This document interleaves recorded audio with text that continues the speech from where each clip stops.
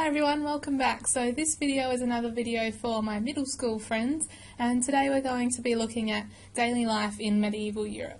This is History with Zara Anderson, and this video is about what it was like to live in medieval Europe on a daily basis.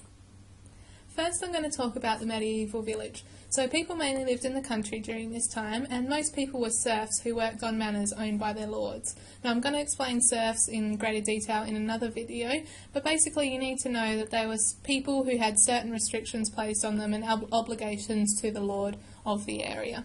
So serfs would cluster around the castle or manor, and the village also included a church, and everyone had to attend mass on Sunday. Basically you had to be near death to be able to be excused from church on Sundays.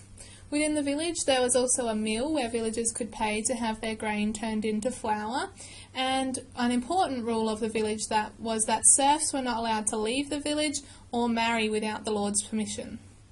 So this is what a medieval village might have looked like during these times. So you can see at the very centre of the village is the church, and that's the most important building in town, so of course it's at the centre.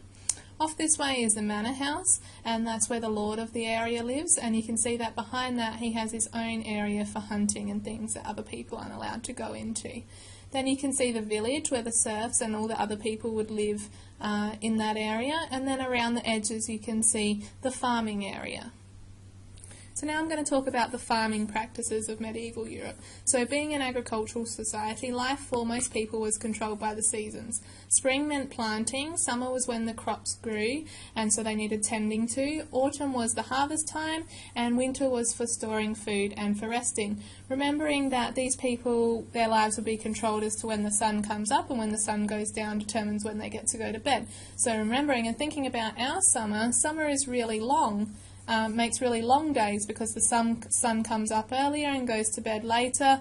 So summer days were really long and hard for people working at this time. But alternatively, in winter when it was really cold, the sun would come up much later and go to bed much earlier, so the days were shorter, and this is why that time was used for storing food and resting.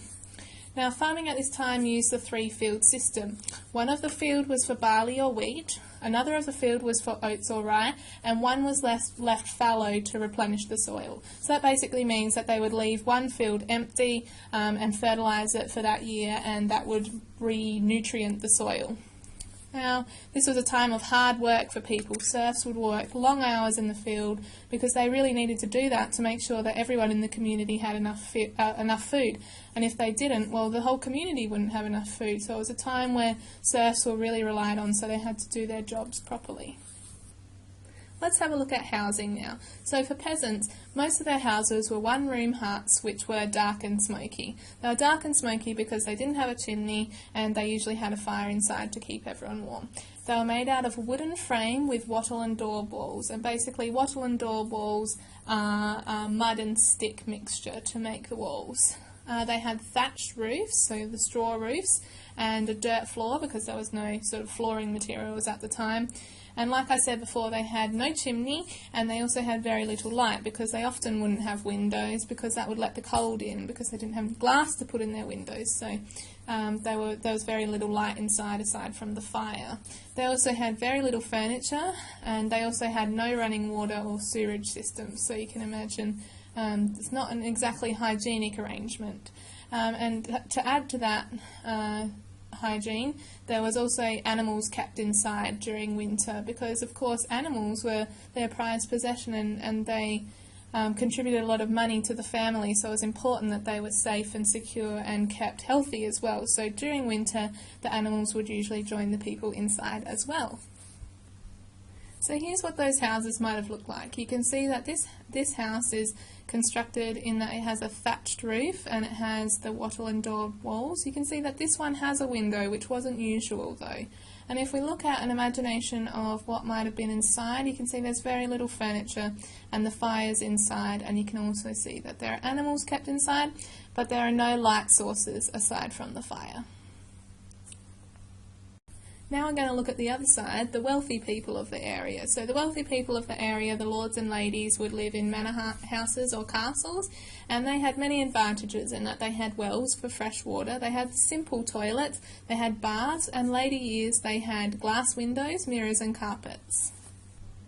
Now let's take a quick look at clothing. So for peasants, they mainly had homemade clothes that were made of wool, and basically they were simple tunics like one-piece sack that had a belt tied around the waist. So men's tunics were short and included trousers, and women's were long dresses. Now when we look at the noblemen and noblewomen, that's when it gets more interesting because they got to wear much more luxurious clothes. So women would wear long dresses made out of silk, and they were made out of many separate pieces and dyed in an array of colours, and then they were also decorated with embroidery and jewels. Men's tunics were still shorter, but instead of wearing trousers they wore tight pants to show off their legs. They needed to show off the muscle definition to attract women.